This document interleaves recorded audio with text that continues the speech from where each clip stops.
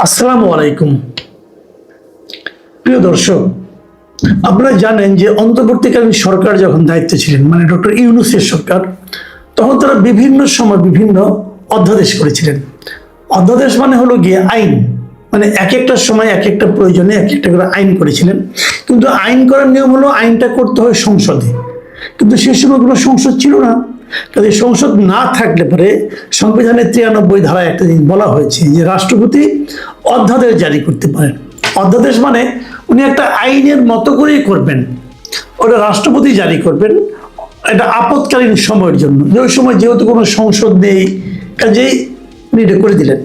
এবং করার পর পরবর্তী সময়ে যখন সংসদ বসবে, তার বসার প্রথম 30 দিনের মধ্যে সেই অধ্যাদেশগুলিকে সংসদ যদি অনুমোদন দেয়, তাহলে সেগুলো আইনে রূপান্তরিত হবে। আর যদি সংসদ সেগুলি অনুমোদন না দেয়, তাহলে সেগুলো বাতিল হয়ে যাবে। আরও একটা কথা, যদি পরবর্তী সংসদ বসার পর 30 দিনের মধ্যে সেগুলিকে উপস্থাপনই করা না হয়, সংসদ যদি বলে এগুলি আমরা উপস্থাপন করব না, তাহলেও সেগুলো বাতিল হয়ে যাবে। মোদ্দা কথা হলো সংসদ বসার 30 দিনের মধ্যে সেগুলো ঠিক করতে হবে। তো আমাদের এই সংসদ বসেছে মার্চের 12 তারিখে। মার্চের 12 তারিখে হলে পরে এপ্রিলের 12 তারিখের মধ্যে এগুলো একটা ব্যবস্থা করতে হবে। এবং 133টা অধ্যাদেশ কিন্তু জারি করেছিল অন্তর্বর্তীকালীন সরকার। তার মধ্যে 98টি অধ্যাদেশ হুবহু বিল আকারে তোলা হবে বলে বলা হচ্ছে। এটা কে বলছে? সংসদের একদম প্রথম দিনই সংসদে একটা কমিটি করে দিয়েছিল, একটা বিশেষ কমিটি গঠন করে দিয়েছিল যে এই যে এতগুলি অধ্যাদেশ আছে, এই বিশেষ কমিটি সেগুলো যাচাই বাছাই করবে। সেই 15 সদস্যের কমিটির মধ্যে বিএনপি ছিল এবং জামাতের এমপিরা, 3 জন জামাতের এমপি ছিল, 12 জন বিএনপির এমপি ছিল। তো এই যে জিনিসটা করা হলো, সেই বিশেষ কমিটি সেখান থেকে বললো যে আমরা 98টা অধ্যাদেশকে যেমন আছে তেমন হুবহু আমরা পাশ করে নেব। তো 98টা চলে গেলে আর থাকলো 35টা। এখন এই 35টার মধ্যে 15টা তারা বলছে আমরা এটা সংশোধিত আকারে সংশ্লিষ্ট মন্ত্রণালয়ের মাধ্যমে বিল আকারে তোলা হবে এইবারে, এই 12 তারিখের মধ্যেই। মানে 15টা অধ্যাদেশকে তারা বলবে যে এগুলো যে যে মন্ত্রণালয়ের জন্য প্রযোজ্য, সেই মন্ত্রণালয় এগুলোকে একটু চেঞ্জ করতে হবে, একটু চেঞ্জ করে এই সময়ের মধ্যে তুলবে এবং সেগুলোকে তারা আইনে রূপান্তরিত করে নেবে। আর থাকলো 20টা। আর যে 20টা আছে, সেই 20টার মধ্যে 16টা তারা বলছে যে এগুলো এখনই বিল আকারে উত্থাপন করা হবে না, পরবর্তী সময়ে আরো যাচাই বাছাই করে সেগুলো নিয়ে আলোচনা করা হবে। এবং বাকি যে 4টা আছে, ওই 4টাকে তারা বাতিল করে দিয়েছে, এগুলো আমরা তুলবই না, এগুলো নিয়ে আলোচনাই হবে না আপাতত। এখন এই জায়গাটাই হলো মূল প্রসঙ্গ। আমি যদি এই 20টার কথা ধরি, যে 16টা এখনই বিল আকারে উত্থাপন না করে পরবর্তী সময় যাচাই বাছাই করে অধিকতর শক্তিশালী করে নতুন বিল আকারে উত্থাপন করা হবে, সেগুলোতে এখন তাহলে যে সংসদ এগুলি ছিল এগুলি বাতিল হয়ে গেল। আর যে 4টা একদম বাতিলই করে দিল, ওগুলি এখন সংসদে বিল আনয়ন করা হবে না, রহিত করে দেবে। সংসদে বিল তুলবে, এগুলি বাতিল করে দাও, সেগুলো বাতিল করে দেবে। এখন এই 4টা কি কি? এই 4টার মধ্যে প্রায় সবগুলি বিচার বিভাগ সংক্রান্ত, মানে বিচার বিভাগের স্বাধীনতা নিশ্চিত করার জন্য কয়েকটা অধ্যাদেশ জারি করা হয়েছিল। যেমন সুপ্রিম কোর্টের বিচারক নিয়োগ, সুপ্রিম কোর্ট সচিবালয় অধ্যাদেশ, সুপ্রিম কোর্ট সচিবালয় সংশোধন অধ্যাদেশ, এইগুলি জারি করা হয়েছিল। বেসিক্যালি এগুলি তারা রহিত করে দিচ্ছে, মানে একদম বাতিল করে দিচ্ছে, এরকম 4টা। এখন এই যে 4টা বাতিল করে দিল, এগুলি বেসিক্যালি কিন্তু বিচার বিভাগের স্বাধীনতার সঙ্গে সংশ্লিষ্ট। তাহলে কি এই সরকার বিচার বিভাগের স্বাধীনতা চায় না? এটা কিন্তু একটা বড় প্রশ্ন। আমরা দেখেছি যে বিভিন্ন সময়ে এই বিচার বিভাগের স্বাধীনতার কথা সবাই বলে, কিন্তু যখন যে ক্ষমতায় যায় সে যে প্রথমেই বিচার বিভাগের স্বাধীনতাকে খর্ব করতে চায়। মানে তারা চায় যে বিচার বিভাগ সরকারের ইচ্ছা মতো চলবে, সরকারের পছন্দ অনুযায়ী বিচারক নিয়োগ করা হবে, সরকার যেভাবে চাইবে সেভাবে রায় আসবে, এই ধরনের একটা আকাঙ্ক্ষা ক্ষমতায় যে যায় তার মধ্যে আমরা এর আগে দেখেছি। শেখ হাসিনাও তাই করেছেন। সুপ্রিম কোর্টের বিচারক কাকে নিয়োগ করা হবে, কি সমাচার, এগুলি সব তাদের ইচ্ছা অনুযায়ী, হাসিনার ইচ্ছা অনুযায়ী হতো। ওভাবে রায়ও আসতে পারে অনেকে বলে থাকেন। তো সেই জিনিসটা অন্তর্বর্তীকালীন সরকার এসে কিন্তু পাল্টে দিয়েছিল যে অধ্যাদেশের মাধ্যমে। সেই অধ্যাদেশগুলো এখনই বাতিল করে দেওয়ার যে মানে কথা বলা হচ্ছে, সেই জিনিসটা কিন্তু আবার এই বর্তমান যে সরকার এসেছে তাদের মন মানসিকতা, তাদের ইন্টেনশনকে কিন্তু কোনো না কোনোভাবে প্রকাশ করছে। এবং এটা নিয়ে ব্যাপক প্রতিবাদ হয়েছে, এবং এই প্রতিবাদ নিয়ে মানে অলরেডি আগামী শনিবার দিন রাজপথেও বিরোধী দল, বিশেষ করে জামাত, এনসিপি রাজপথে নামবে বলে হুমকিও দিয়েছে, কর্মসূচিও দিয়েছে। সম্ভবত এটাই হতে যাচ্ছে এই সরকারের বিরুদ্ধে প্রথম রাজপথের আন্দোলন। এই জিনিসটা সরকার কেন করছে এটা এখন আমার কাছে ক্লিয়ার না, কিন্তু আমি মনে করি এটাকে রহিত করার কোনো দরকার ছিল বলে আমার কাছে মনে হয় না। সরকার এটা করে কার পারপাস সার্ভ করছে অথবা কিভাবে তারা বিচার বিভাগের স্বাধীনতা চায় বলে প্রমাণ করছে, এটা আমি আসলে বুঝতে পারিনি।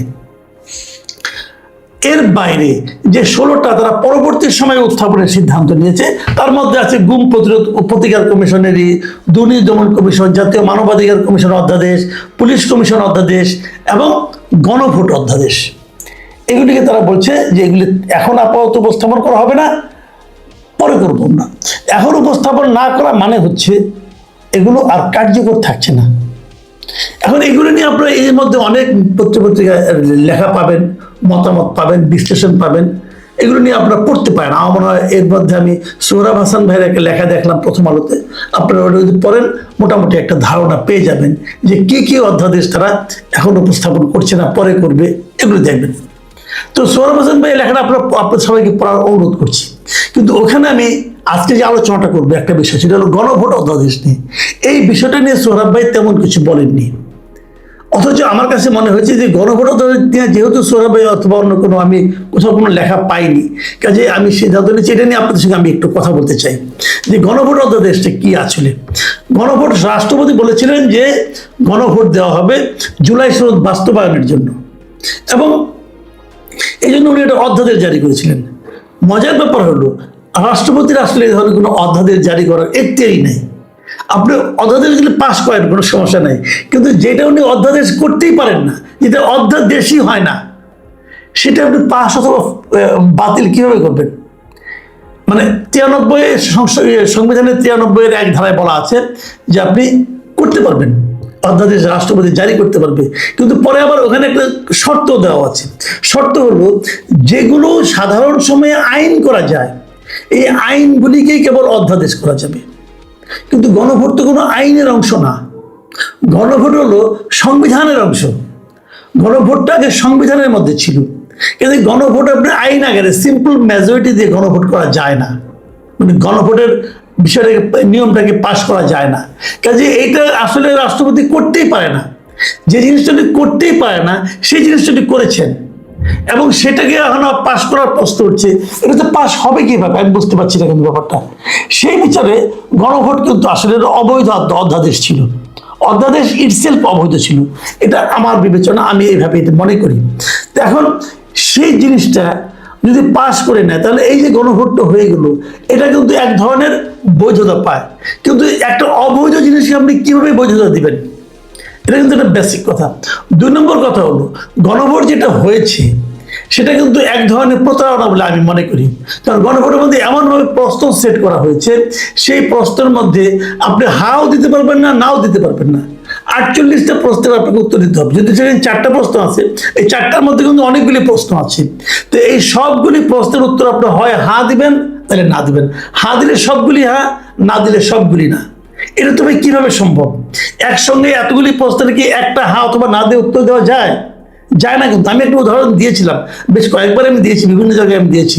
সেই উদাহরণটা আমি আপনাকে আবার দিই আপনাদেরকে। তো সেই উদাহরণটা হলো, ধরেন আপনাকে একজন কেউ নাস্তার দাওয়াত দিল, টেবিলের মধ্যে বড় প্লেটের মধ্যে নাস্তা আছে, ফলমূল আছে, ডিম আছে, রুটি আছে, সব কিছু আছে, আবার তার সঙ্গে 1 পেগ হুইস্কিও আছে। এখন আপনাকে বলা হলো এই সবগুলি মিলিয়ে হলো আপনার প্যাকেজ, নাস্তার প্যাকেজ। আপনি যদি খান সবগুলি খেতে হবে, আর না খেলে একটাও খেতে পারবেন না। তার মানে আপনি যে বলবেন যে আমি কলা খেয়ে ডিম খেয়ে চলে যাবো, তা পারবেন না, কিন্তু তাহলে আপনি হুস্কিও খেতে হবে। আবার আপনি যদি বলেন যে আমি তো মুসলিম, আমি তো হুইস্কি কীভাবে খাবো, খাবো না, তা হবে না। খাইলে সবগুলি খান, না খাইলে একটা খাইতে পারবেন না। তাহলে হয় আপনি না খেয়ে ক্ষুধার্ত থাকবেন, অথবা আপনি হারাম খাবেন। হিসাবটা কিন্তু এরকম। আমাদের এই গণভোটের প্রশ্নগুলো ছিল এরকম যে কিছু কিছু আপনি মানতে পারবেন, কিছু কিছু মানতে পারেন। আপনি কি করবেন? আপনি ইয়েস দিলে সবগুলি আপনি ইয়েস হয়ে যাবে, আর নো দিলে সবগুলি নো হয়ে যাবে। আমি তো নো দিতে চাই না, কারণ এখানে আমার পছন্দের অনেক কিছু আছে। এই যে একটা ক্যারিকেচার, এটা জনাব আলী রিয়াজ, ডক্টর ইউনূস এরা বানিয়ে রেখে গেছিল যে আমাদেরকে বিপদে ফেলানোর জন্য। এবং অনেকে বলে, যেমন আজকে অনেকে বলছেন, আমি দেখলাম অনেক লিডার, পলিটিক্যাল লিডাররা বলছেন যে বিএনপি তো হা দিতে বলেছিল। হ্যাঁ বলেছিল, কিন্তু আপনাকে মনে রাখবেন, আমি মনে করি যে বিএনপিকে আসলে হা বলতে বাধ্য করা হয়েছিল। এটা ওয়ান কাইন্ড অফ ব্ল্যাকমেলিং ছিল। ব্ল্যাকমেলিং এই কারণে, তখন যদি বিএনপি বলতো যে আমি না ভোট দেন, তাহলে সবাই মিলে বলতো কি, এই যে জামাত, আপনার এনসিপি, এরা কি বলতো, ওনারা জুলাই চেতনা চায় না। জুলাই সনদে স্বাক্ষর করছে, কিন্তু তারা জুলাই চেতনাকে অস্বীকার করে। আমি আপনাদের একটা কথা বলি কেবল, দেখেন আমাদের 2024-এ যে আন্দোলনটা হয়েছিল, সে আন্দোলনের সময় মানুষের মধ্যে যে চিন্তাটা কাজ করেছিল, যে আকাঙ্ক্ষাটা কাজ করেছিল, সে আকাঙ্ক্ষাকে পরবর্তী সময়ে জুলাই চেতনা বলা হয়েছে। জুলাই চেতনা আন্দোলনের সময় কেউ বলতে পারবে না যে কেউ একজন লোক আন্দোলন করার সময় ভেবেছিল যে আমরা একটা সংস্কার করব। তারা ভেবেছিল আগে হাসিনা সরকারের পতন হোক, জাস্ট পতন চেয়েছে, আর কিছু না। কিন্তু পতন হয়ে যাওয়ার পর যারা নাকি সে আন্দোলনের সামনে ছিল এবং নিজেদেরকে তার সিপাহসালাহ বলে দাবি করেছিল, তারা বলছে যে আমরা একটা সংস্কার চেয়েছি, এবং একটা সংস্কার আমিও চেয়েছি। আমি মনে করি একটা সুযোগ যখন পাওয়া গেছে, একটা সংস্কার হোক বলেছি আমরা।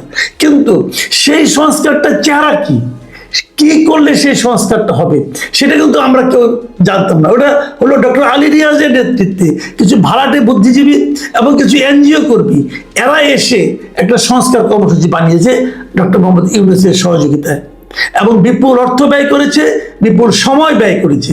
এই সময়টা ডক্টর ইউনূস ব্যয় করেছেন কত বেশি দিন থাকা যায় সেই পরিকল্পনাকে সামনে রেখে। পুরা জিনিসটাই ছিল মতলবী। কাজে আমি মনে করি আন্দোলনের চেতনা আর আন্দোলনে বিজয়ের পর এই ছাত্র নেতৃত্বদের দ্বারা ঘোষিত জুলাই চেতনা এবং জুলাই সনদ, এই তিনটা কিন্তু এক না, তিন জিনিস। জুলাই সংস্কার মানে জুলাই সনদ মানেই যে সব ভালো কিছু সংস্কার হয়ে যাচ্ছে, তাও কিন্তু না। কাজেই এখানে যেভাবে বলা হচ্ছে, ঠিক এভাবে এটা বিচার করলে চলবে, অতি সরলীকৃত ব্যাখ্যা এই বিচার হয়ে যাবে। যাই মনে করি এগুলো নিয়ে আমাদের আরো পড়াশোনা করা দরকার আছে। আমি নিজে গণভোটটাকে কখনোই সাপোর্ট করিনি, এখন দেখতেছি গণভোট এরাও বাতিল করতেছে, এটা একটা ভালো দিক। আমি মনে করি গণভোটটা এভাবে হওয়া উচিত না, এবং গণভোটের এই জিনিসটাকে এই গুরুত্বই দেওয়া উচিত না, এটা আমি মনে করি। আবার উল্টা দিকে এই যে বিচার বিভাগের ব্যাপারে সরকার যে সিদ্ধান্ত নিয়েছে, এটাও আমি পছন্দ করছি না। এতে সরকারের ইন্টেনশনটা যে খুব একটা ভালো না, সেটা মনে হচ্ছে। প্রিয় দর্শক, আগামী দিনগুলিতে আমি সবাইকে বলবো যে এমন কিছু করবেন না যাতে নাকি আপনাদের দলীয় যে চিন্তা, দলীয় যে মতলব, সেটাই যেন প্রাধান্য পাচ্ছে, এমন কিছু প্লিজ করেন না। দেশের মানুষের কথা একবার ভাবেন। দেশের মানুষ আপনাকে আজকে ভোট দিয়েছে, কালকে কিন্তু ভোট নাও দিতে পারে।